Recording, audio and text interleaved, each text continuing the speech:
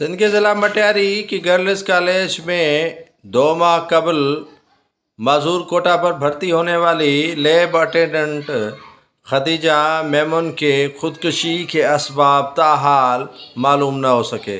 وزیر تعلیم سندھ سردار شاہ نے بھی اس معاملے پر رپورٹ طلب کر لی ہے اور ڈائریکٹر کالجز حیدرآباد سے تحقیقات کے لیے لیٹر بھی جاری کر دیا۔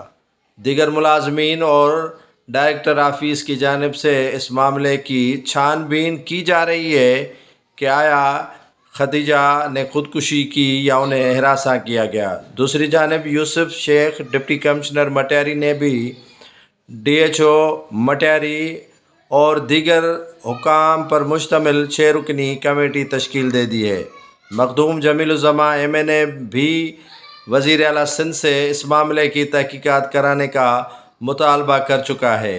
2 گریڈ کی ملازمہ خدیجہ کے گھر میں ابھی تک کورام مچا ہوا ہے۔